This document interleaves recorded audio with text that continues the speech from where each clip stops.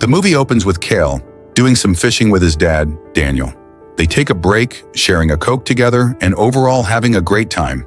On the way home, while Daniel is bragging to Kell's mom about how he did some great fishing, a random SUV cuts them off but quickly swerves out of the way, dodging a broken-down car. They run into it and roll over. The two quickly check on each other to ensure they are okay, but a random truck appears and runs into them again. Kell, all banged up, gets out of the car and goes to help his dad, but unfortunately, he doesn't make it. 1 year later, Kell is asleep in Spanish class when his teacher wakes him up and asks him to do his final speech of the year. Kell struggles and can't really find the right words to put together. His teacher gets annoyed and goes overboard, mentioning how his father would be disappointed. Kell has enough of it and punches him in the face. He, of course, has to face the consequences, but the judge is understanding of his situation and only gives him 3 months of house arrest rather than a jail sentence. The next day, Detective Parker arrives at his house, strapping him up with his new nifty ankle bracelet. She informs him that it'll immediately alert authorities if he steps out of his boundaries for more than 10 seconds. Kell then figures out that one of the officers, Officer Gutierrez, is his teacher's cousin, so he'll probably have it out for him. However, in the early stage of the punishment, Kell spent most of his time playing games and listening to music. His mom comes in, and you can tell there's some tension between them lately. She lets him know that she canceled all of his online subscriptions and even cuts his TV power plug so he can get up and be a bit more productive around the house. As she leaves for work, we get a montage of Kell being a stereotypical slobby teenager, half-bootying all of his chores around the house.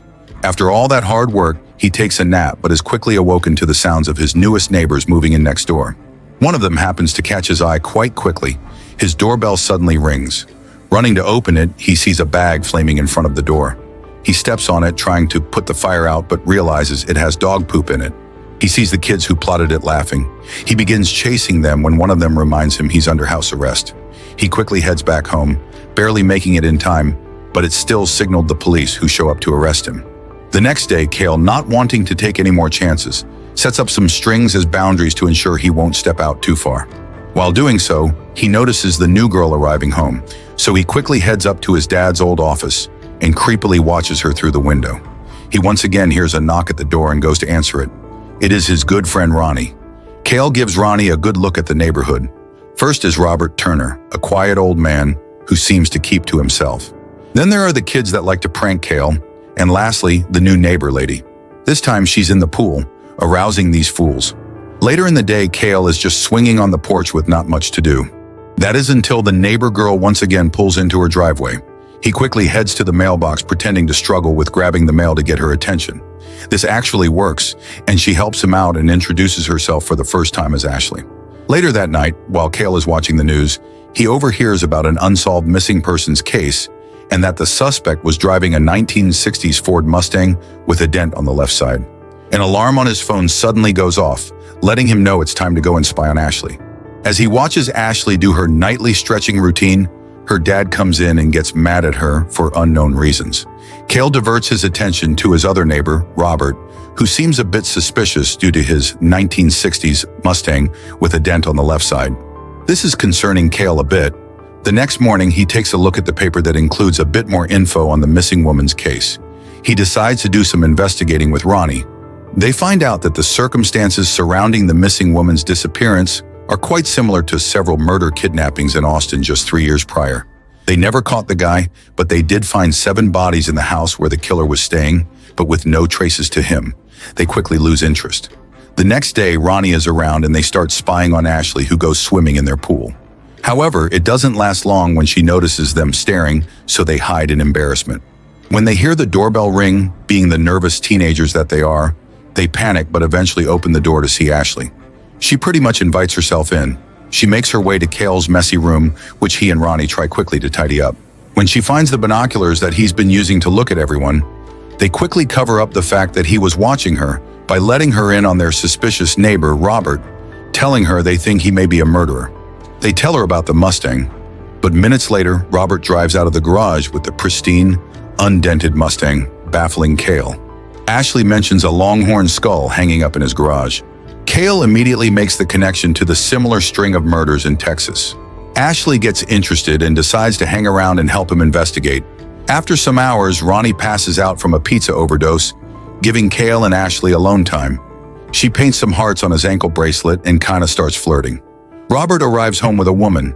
The two spy on them having some wine and a dance, but after a few minutes pass, they notice Robert holding a knife and creeping up behind the woman. They panic for a second but feel relieved when he was just cutting off the tag on the woman's dress. The two look at each other, about to smooch, when Ronnie interrupts. They get ready to smooch once more but get interrupted by a phone call from her mom, demanding that she get home. Kell walks her back, about to smooch again, but she leaves him hanging. He heads back home to see the prankster kids watching some explicit content on their TV. But once again, his attention gets diverted to Robert's house when he notices the woman running around, attempting to escape. He accidentally takes a photo with a flash on, now getting the attention of Robert. Kell quickly calls Ronnie to let him know about the situation, but quickly stops talking as he sees the woman casually walking out of the house and back to her car. The next morning, Kell wakes up and heads downstairs to get breakfast when he gets spooked by Robert being in his house. He quickly finds out that his mom invited him over due to his generosity in helping her fix a flat tire. They converse back and forth a bit, where you can definitely feel some tension building in the room. Kell heads upstairs where Ashley is awaiting him. He explains the entire situation to her, but she calms him down, saying he's overthinking everything. She then gets ready to leave, telling Kell that she's throwing a party tonight and she has to get ready, this making him a bit jealous. Later that night, he, of course, watches her at the party.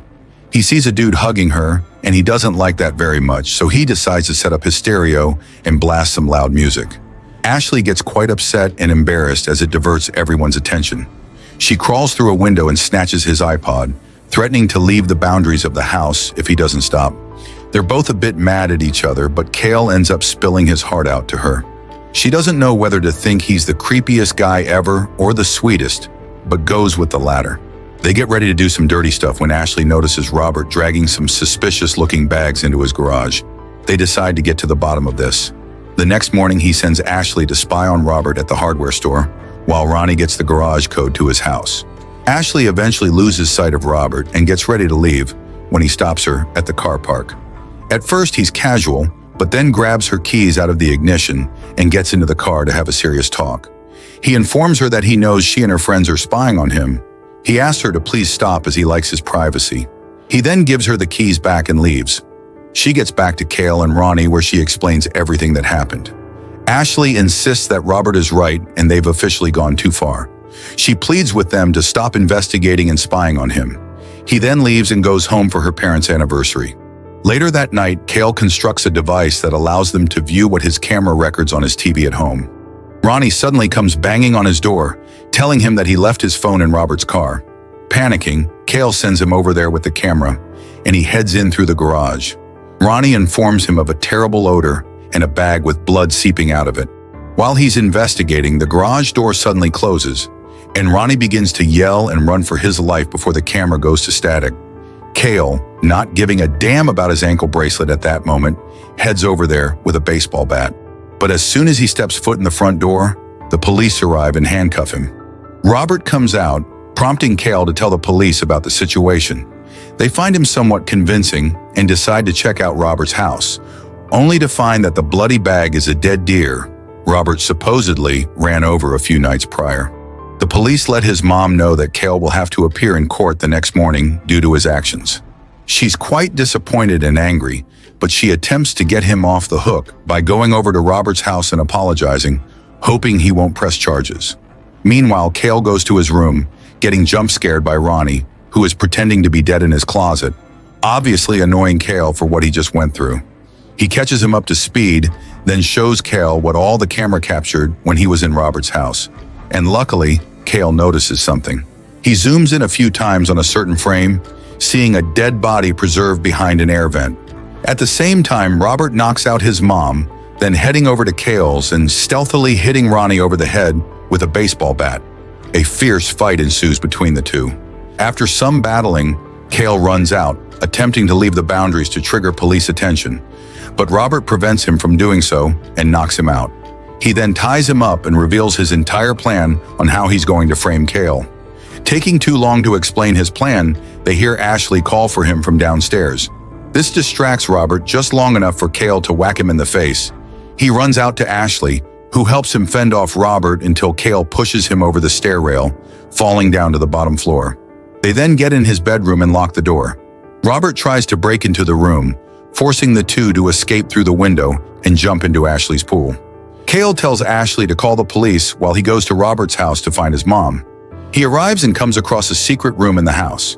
He finds the woman's belongings from earlier and realizes that Robert was pretending to be her to fake out Kell.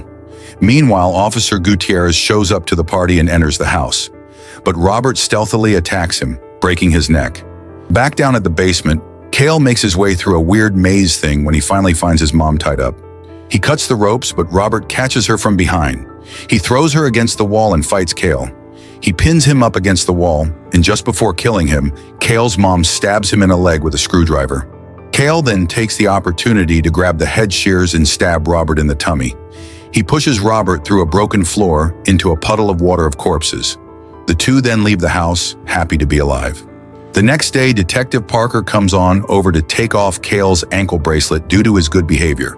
He immediately leaves the house and crosses the boundary into Ashley's yard, giving her a big smooch. They then head upstairs and get some payback on the douche kids across the street, prank calling their parents, pretending to be the cable company, and ratting out that someone is watching explicit videos in the other room. They get busted by their mother. The two smile, laugh, and make out, feeling like they've won life.